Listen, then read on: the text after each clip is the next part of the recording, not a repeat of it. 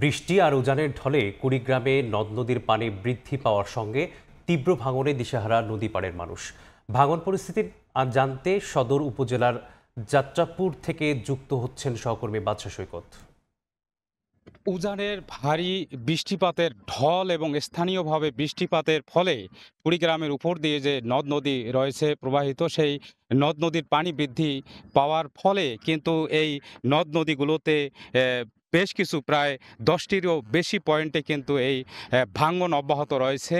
আমি এই মুহূর্তে যেখানে রয়েছি এই জায়গাটি কুড়িগ্রাম সদর উপজেলার বানিয়াপাড়া যাত্রাপুর ইউনিয়নের বানিয়াপাড়া এলাকা। এখানে কিন্তু গতকাল থেকে যে ভাঙন অব্যাহত ছিল, সেই ভাঙনে কিন্তু অসংখ্য মানুষ অর্থাৎ 50টির বেশি পরিবার কিন্তু তাদের ঘরবাড়ি সরিয়ে নিয়েছেন এবং আমরা দেখেছি যে বিভিন্ন জায়গায় তারা তাদের যে স্থায়ীভাবে যাওয়ার কোনো কোথাও জায়গা না থাকায় তারা বিভিন্নভাবে তাদের ঘরবাড়ি ভাঙ্গা অংশগুলো অন্যের জায়গায় রেখেছেন। এবং যদি এই মুহূর্তে দেখাই যে এখানে আসলে এই যে তাদের যে গাছপালা সেগুলো সরানোর কাজ কিন্তু এখনও করছেন এবং তারা যেটি জানিয়েছেন যে আসলে যে তারা ভাবেননি যে এই সময়ে শেষ সময়ে তাদের যে এই নদ নদীর পানি বৃদ্ধি পেয়ে ভাঙন এত তীব্র হবে, যার কারণে তারা কিন্তু নিশ্চিন্তায় নদীর পাড়ে ছিলেন। কিন্তু হঠাৎ করে যে তীব্র স্রোত নেমে আসে উজানের ঢলে, সেই ঢলের কারণে কিন্তু এই ভাঙন তীব্র হয়ে যায়।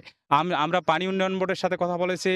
পানি উন্নয়ন বোর্ড জানিয়েছে যে আসলে এই মুহূর্তে কুড়িগ্রামের উলিপুর সদর উপজেলায় প্রায় 10টি পয়েন্টে ভাঙন অব্যাহত রয়েছে। আর স্থানীয়দের সাথে কথা বলেছি, তারা অভিযোগ করেছেন যে যে এলাকাটিতে আমি রয়েছে সেখানে আসলে ভাঙন রোধের জন্য পানি উন্নয়ন বোর্ড থেকে কিছু বালু ভর্তি জিও ব্যাগ দেওয়া হয়েছিল, যে জিও ব্যাগগুলো আসলে সময় মতো নদীর পাড়ে ফেলানো হয়নি, যার কারণে কিন্তু এখানে এই ভাঙনের তীব্রতাটা বেড়েছে। তারপরও পানি উন্নয়ন বোর্ড যেটি জানিয়েছে যে ভাঙন কবলিত যে এলাকাগুলো রয়েছে সেই এলাকাগুলো তারা পরিদর্শন করে তারপর তারা যে ব্যবস্থা নেবেন এবং যেখানে যে পরিমাণ জিও ব্যাগ ফেলা লাগে সেই ব্যবস্থা তারা গ্রহণ করবেন। এই ছিল কুড়িগ্রামের ভাঙন পরিস্থিতির সর্বশেষ। নদীর পাড় ভাঙনের সর্বশেষ পরিস্থিতি জানতে যুক্ত ছিলাম কুড়িগ্রাম থেকে।